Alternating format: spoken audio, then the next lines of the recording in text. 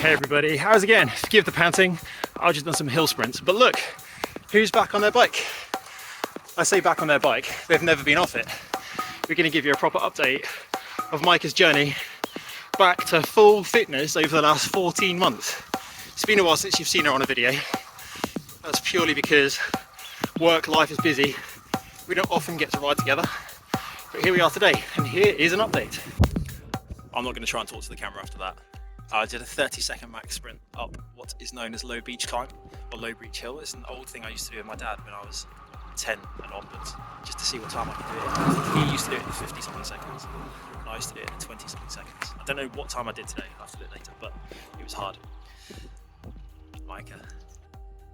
So Meike has improved so much over the last 14 months. So since you've had that bike in October 2020, I think, you took it upon yourself to ride loads more outside, and then over the last 12 months since I started work with Nicole and started riding indoors more, you've also started doing that with me.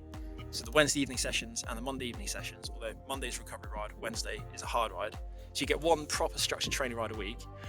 And in the last 12 months, based on doing that, and I should add a little bit of Zwift racing and riding outdoors on the e-bikes, which is just over there resting, you've improved your FTP. Go on, by how much? When we started the indoor sessions 12 months ago, I think my FTP, a little bit guessing, was around 125. You've gone from 125 to your peak this winter before you managed to get COVID was 192. 192, so just under 70 watts in under 12 months. Predominantly riding an e-bike, which is what built your base fitness, which is what then led you to doing the indoor sessions. Your fitness improved so much, and the confidence you had from that e-bike was you ended up grabbing it out of the shed and going for rides by yourself. Like, I'd be out either at work or whatever I was doing, and I'd come home and you'd ridden my mountain bike, my e-mountain bike, and you'd been out on that yourself, which is something you hadn't done a huge amount of for years actually. No. In Cornwall, where it's hilly. In the Cotswolds you rode your own bike a little bit, didn't you?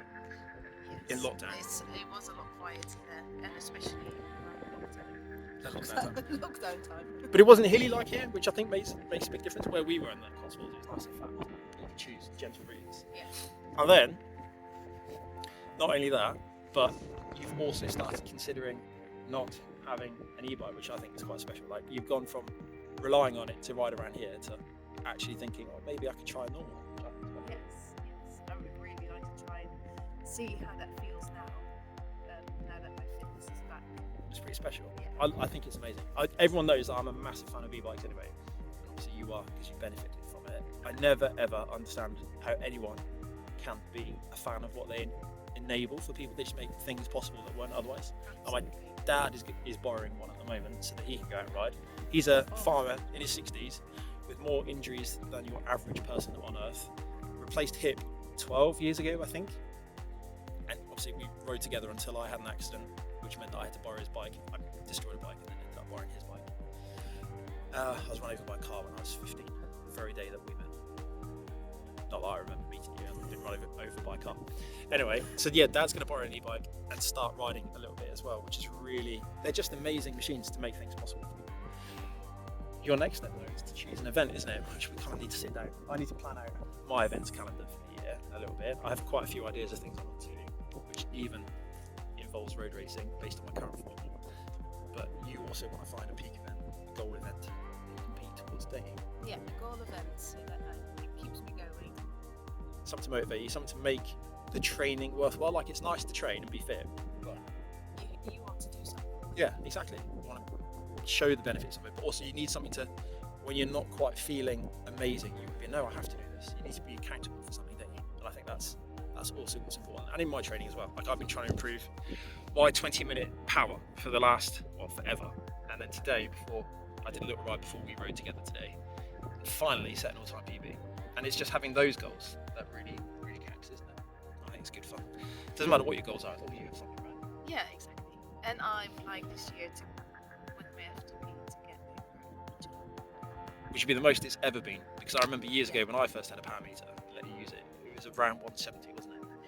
It had been for ages around 155, I think. Yeah, also, as yeah. well. It's a 200, big goal. It's definitely doable. Anyway, that's a quick little update from us. You've got anything to add? Go and ride home, go to work now. I'm hungry, and it's nice. It's 12 degrees today. It's a February day, and we have a beautiful view and a bit of the centre of attention where we are right now, which is Point, is this thing here. Point, which obviously once upon a time over the road or over the river was a shipping yard.